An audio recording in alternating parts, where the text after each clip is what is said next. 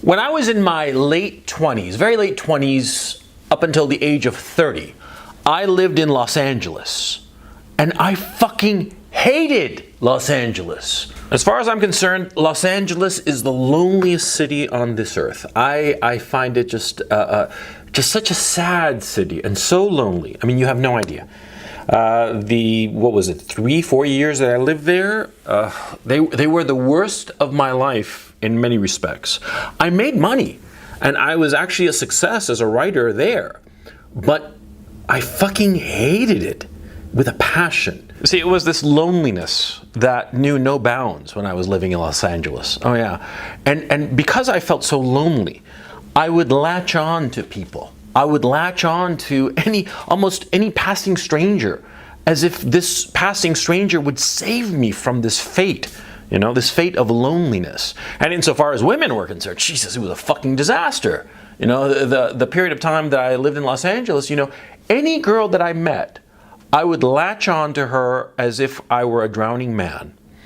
I would latch on to her, and of course the obvious happened. She wanted to get the fuck away from me. Yeah, I mean, somebody that needy, that fucked up, that lonely. No girl wants that guy, no matter how successful, no matter how shiny and new his car might be, no matter how many zeros he's got in the bank account, she is not going to want to be with that guy. And of course, no girl wanted to be with me when I was living in LA. But then it must have been 98, I moved to New York City, to Manhattan. I got this loft, a 2,000 square foot, actually it was 2,400 square feet, this huge loft in downtown Manhattan, right? And I started throwing parties in this big loft. And all of a sudden I met shitloads of people, and I met shitloads of girls.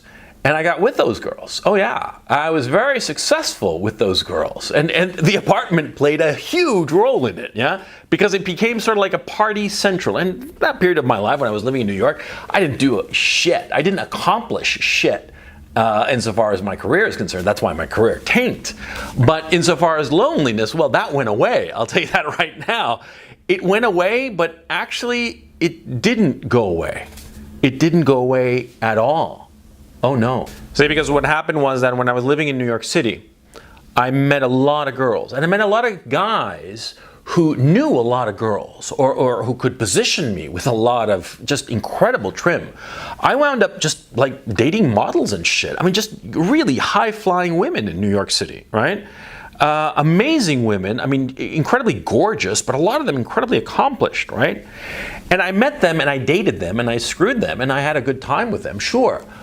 But that feeling of loneliness endured. It wasn't assuaged by these women. And that was the shocker for me. I was all of a sudden dating these wonderful women, attractive women, interesting women. Women that I could talk to about just about anything, yeah? I mean, some of them really fucking brilliant. But I felt just as lonely as I had before. And in a weird way, it was kind of like worse. Because there's nothing worse than having met somebody and you've dated them and you're fucking them, and then after sex, you're lying there and you just feel just alone. And that's a really miserable feeling. But that's how I felt a lot of times in New York City. I mean, just incredibly alone. Because there were these women around me, but they weren't, and they cared about me. I mean, some of these girls that I dated while I was living in New York City, I mean, they really cared about me, and they were really kind to me. They weren't bad girlfriends.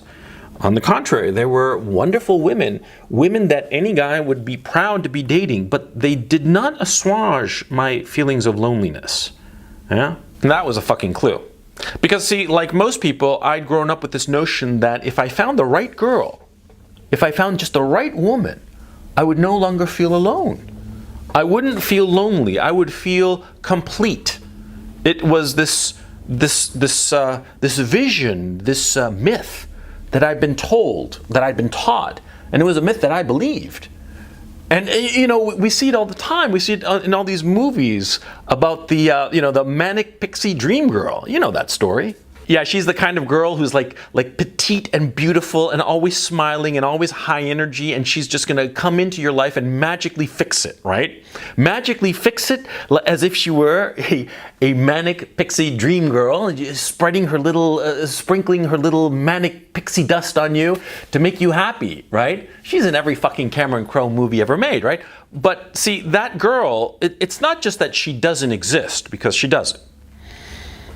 It's that she can't do what she's been promised to you that she can do. She can't fix your life. No woman can fix your life. No woman can cure your loneliness. Oh no. You have to have cured your loneliness yourself before you can have any kind of serious relationship with a woman. Now, I'm going to do a separate video about how to cure loneliness, but insofar as women are concerned, and this myth that if you just found the right woman, your loneliness would be cured, I'm here to tell you from hard-earned experience here, no woman can cure your loneliness. And for you to try to latch on to a woman to cure your loneliness is only going to bring heartache to you, and in point of fact, it'll probably bring misery to both you and her, okay? Let me explain. See, I was telling you about my life in Los Angeles, right? I was living in Los Angeles and I felt incredibly lonely. Let's just say, for the sake of argument, and thank God this didn't happen, but suppose for the sake of argument that I had found some girl who wanted to have some sort of relationship with me, right? First of all, it would have been any girl, because at that point I felt so lonely that I could have dated a 500-pound neurotic schizophrenic and I would have been happy. I mean, that's how fucking lonely I felt living in Los Angeles, right? I mean, the bottom of the barrel would have been good enough for me. Yeah, that's how lonely and sad I felt at that time.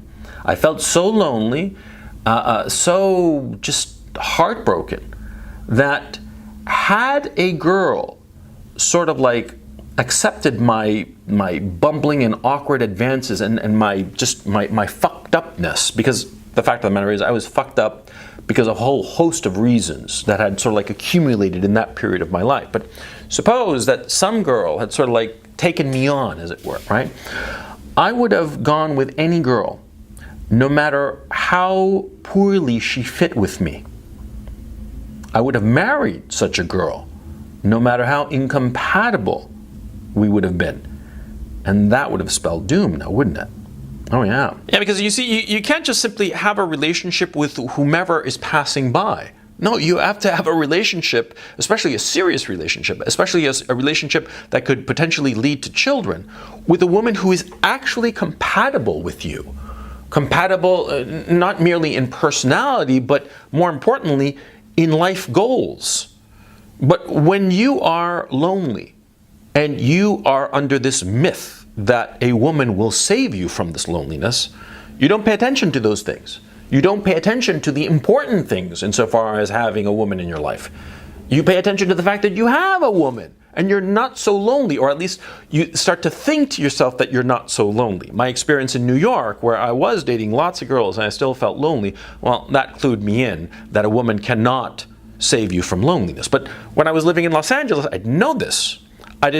And so had some girl, paid any attention to me, and had she been fool enough to let me latch on to her and maybe even fucking marry her, I mean, I was that fucking desperate. I was that fucking crazy at that time, right? That fucking lonely.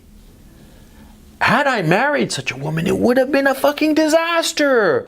Yeah. Because I would have married anybody, and what are the odds that somehow, magically, I find the right woman for me, huh? 1 in 3, 1 in 5, 1 in 100, 1 in 1,000, 1 in a million? Probably the odds would have been astronomical, and I would have latched on to some woman whom within a few months, not even a year, I would have realized, Jesus Christ, what the fuck did I do marrying this girl, huh? Yeah, because that's what happened when I moved to New York. I moved to New York in '98, and almost immediately I was dating some girl. And at first, in the first couple of weeks, it was great. But then after a while, I was like, I don't really like this girl very much. And why did I think that? Because I started meeting other girls. Yeah, because that first girl, I remember her clearly. Her name was Anne. I almost said her last name, but her name was Anne. And she was a model. She was a beautiful girl. She was a fucking disaster. I mean, I just did not like her at all. But the fact is, she was the first girl who had paid attention to me after the drought of Los Angeles. I'd moved to New York, I'd gotten my great place, and all of a sudden I'm dating this model. She was beautiful, gorgeous, right? Even though she was an awful person. And so I was like, holy cow, this is a wonderful thing. I thought in the first week. Yeah, but by the second week, I'd met some more people, some more girls. And by the third week, I was like, Jesus Christ, get this fucking bitch away from me. Oh yeah, because she was completely wrong for me. She was totally wrong for me. And actually breaking up with her was a little bit of a fucking nightmare, okay? Because she didn't want to break up, okay? She knew a sucker when she saw one. She wanted to latch on to me no matter what. And I wanted to get the fuck away from her. And well, the inevitable happened. A little scene happened. And it wasn't fun. But thank God it happened, yeah? More to the point, thank God it happened in New York and not LA. Because, like I said, when I'd been living in LA, I'd felt so lonely that if a girl like Anne had latched on to me in LA, and I hadn't met anybody else, of course, I would have said, well, this is as good as it gets, so I'm going to just lock her down and marry her. And it would have been a fucking nightmare. I mean, after 3 weeks, I couldn't stand Anne anymore, right?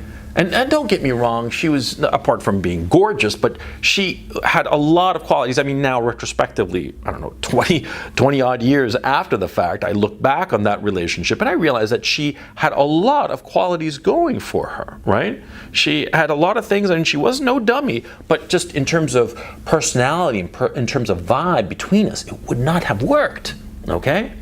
And I realized also that she had certain screw-ups of her own. That's why she had latched on to me. And that's why when she latched on to me, she just really sunk her claws into me and did not want to let go when I decided to call a halt to it, not even a month into the fucking relationship. But you see my point, huh? Had I been in Los Angeles with this girl, I probably would have married her, to put it another way, in a way that might be suitable to you. Had I been in the throes of my loneliness, with no possibility of anything new coming into my life, I would have put a ring on a woman who would have been a disaster for me and for her. Yeah, that's what loneliness can do. Loneliness can fuck with your head so bad that you make horrible life decisions. Loneliness is not going to hurt you in your professional career. It's not going to make you choose the wrong job. No, of course not. But it will make you choose the wrong people to bring into your life. Because when you feel so lonely, anybody that can fill in that void, or more to the point, anyone that we delude ourselves into thinking will fill that void of loneliness, is accepted with open arms, and this person should not be brought in. And it's not because of them specifically, it's because they're not suited to you. But you don't see that because of loneliness. And that's why in life you have to be strongest when you are at your weakest. When you are at your loneliest moment, you have to be on your toughest guard against bringing in the wrong people. And you always have to understand that just because you're lonely and you finally met somebody does not mean that this person is your salvation. No woman can cure your loneliness. But a lot of times your loneliness will make you think that the woman you have met, the woman who has finally come into your life, might be the one. She's not the one. She's just the one who was, that you were lucky enough to pay attention to you at this moment that you are lonely and just probably want to die of that loneliness, huh? But you have to recognize that she cannot save your life. In other words, the myth of the manic pixie dream girl, the myth of the one, the myth of that girl who will save you, it's so much bullshit. It's romantic and it sounds wonderful, it sounds beautiful, sure, but it's just not true. It's not true at all. It's just fictions in movies and books and songs. But it can lead you astray. I've noticed something really funny. See, a lot of guys who are happily married, happily with somebody, with a woman, obviously, right? They think back on when they were, when they started dating this girl, or before they started dating her, right? And they sort of like forget all the other girls in their lives. Because I remember not too long ago, I was talking to a buddy of mine from high school.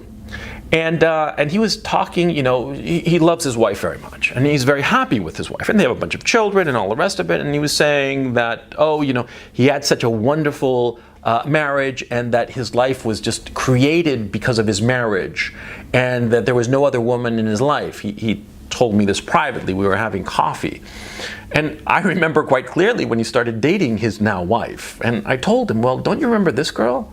And he's like, oh yeah. And then I said, don't you remember this other girl? And this other girl, what was her name? Oh, yeah, he said. And all of a sudden he remembered he'd been dating like 3-4 other girls at the time that he met his wife. Yeah. Yeah, and in one of those 3-4 other girls could have been his wife. Yeah? It was only after the fact, after he had picked his wife and was living with her and had formed a family with her and all the rest of it, that's when he started like romanticizing the past and thinking to himself, oh, I was so alone and heartbroken and my loneliness was infinite and I found this angel who saved me. Bullshit! Bullshit! He'd been dating, he was like a champ in the dating scene. Yeah, I remember it very clearly, okay?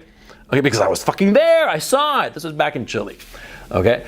I saw what was going on in his life, right? The women he was dating, they were pretty hot and they were pretty good, and he picked the best one. Not the best one in terms of like the most attractive one or the smartest one or the this or that. No, the best one for him, which is the important point. Yeah, because you gotta pick the best one for you, not the one who's going to assuage your loneliness. Just because you're lonely and somebody passes by, don't latch on to them. I mean, hold on to them, sure, to assuage your loneliness, why not? Yeah? To get laid and have somebody, sure. But don't think that just because they're in your life, after a stretch of loneliness, that this woman can save you. Because no woman can save you from loneliness. You have to solve loneliness by yourself. And I'm going to talk about that in the next video.